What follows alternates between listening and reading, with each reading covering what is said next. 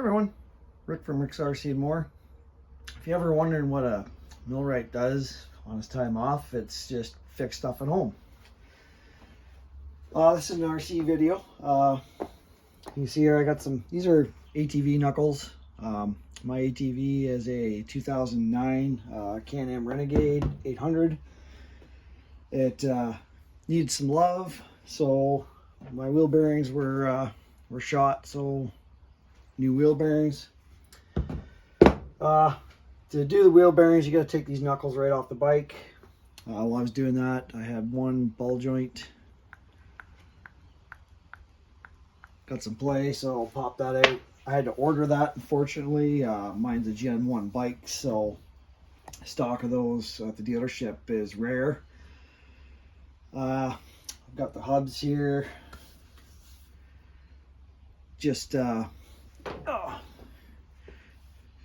you're into ATVs, Can-Ams, whatever, this is one of the old wheel bearings. The other one was pretty rough. I keep this one just for future to press in the new ones if I had to replace them again. I didn't know, like, these are sealed bearings, but these are actually greasable. I did not have the tool to grease them. I've ordered one. Should be here today, because from what I hear, I mean, these feel like they got a good amount of grease in them, but from what I hear, a lot of people say get the tool and grease your new bearings, because you're going to get sometimes 10 pumps of grease into them, even though they're new for the factories. But we'll see. It's going to be tomorrow before my ball joint comes in to replace that, so I'm kind of at a standstill here. But yeah, there's a tool that inserts into these bearings and injects grease into the split inner race there. So that's how they're greased. The downfall is you got to take the axles out to get it in there. I did see there was a tool for the side-by-sides that didn't require you to take the axle out, but I didn't see where there was one available for my particular bike. So it's unfortunately too, so the Gen 2s, I believe it was, the lower ball joints are actually there's a nut and bolt that clamps them, so popping them out's a lot easier. So popping that lower ball joint out to get your knuckles to come up to get the axles out to grease them is a lot easier. But mine being a Gen 1, they're a pressed in ball joint with a ring. So I mean, the rings aren't hard to pop out, but it's getting these ball joints where the press fit is here into your knuckle, getting it to pop out can sometimes be a bit of a chore. I also did A-arm bushings on the bike.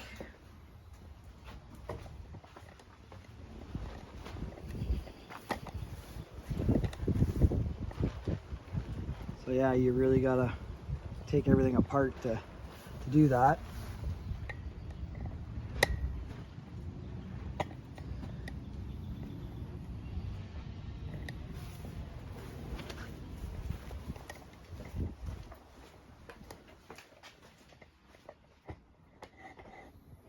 So I got new upper lower A-arm bushings on both sides. They were getting sloppy. These are all greasable parts, but if you go into a lot of water and stuff and get water in there and you don't pump the water out with fresh grease on a timely manner, you know, stuff loosens up. You know, I do my best to keep up with my maintenance, but like I said, the bike's an 09. It's been a really good four-wheeler. This is the first kind of major overhaul. I've done the output shaft at the front of the motor. I've done that seal twice. Why Can-Am doesn't have some type of protection for that seal is kind of beyond me. I'll go out and I'll show you here.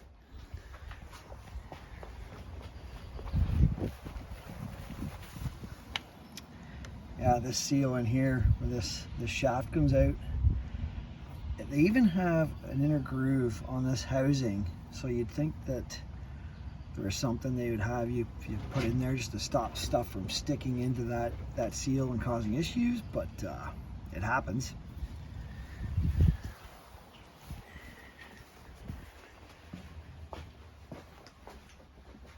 I thought about filming the process, and I thought, there's so many YouTube videos out there on the process. I just thought I'd give a little update on the channel. I think I'm up to like 740 subscribers, so yeah, we're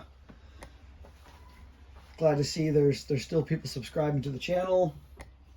I'll have some more content at one point. Just right now, there's not a whole lot of stuff in the budget as far as RC goes, but if I do any upgrades or do make any new purchases or anything like that, or any custom bumpers or anything I do, I'll definitely do some videos on that. You know, I have some friends that, you know, kind of want me to do some bumpers for them. Just time.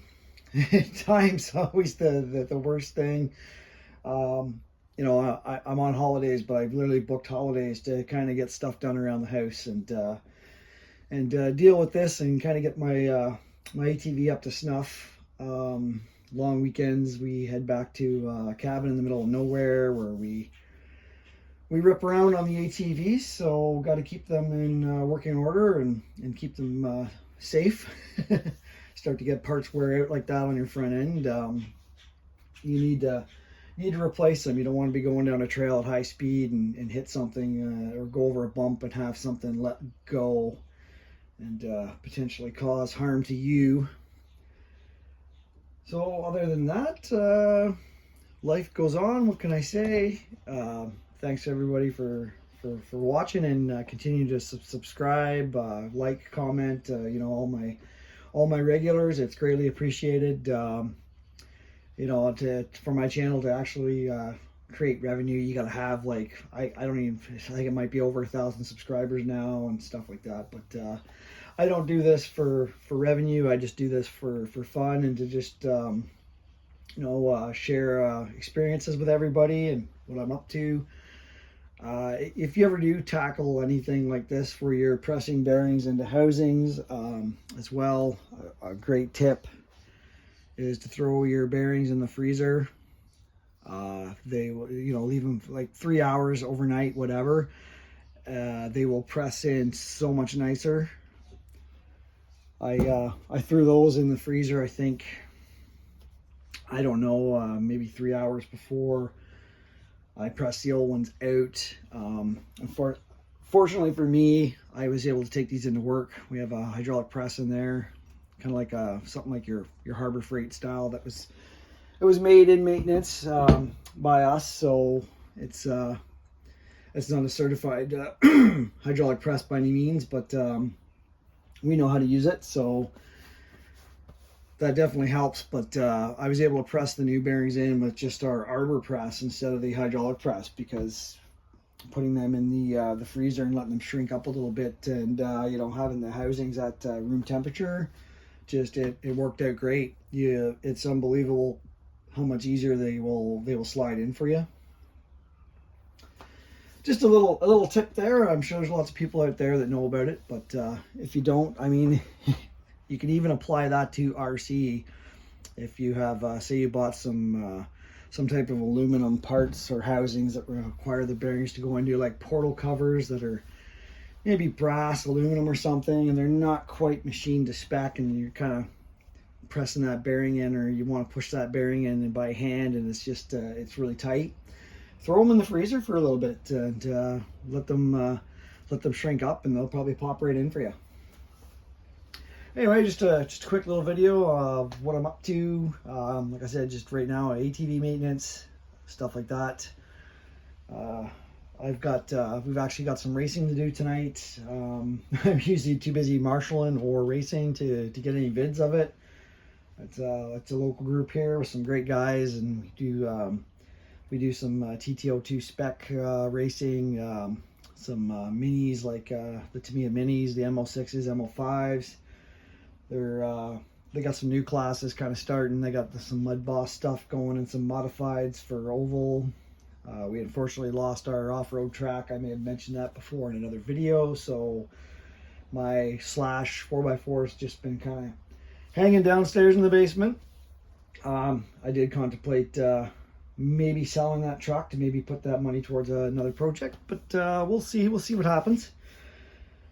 All right, so everybody, get out, enjoy your RCs.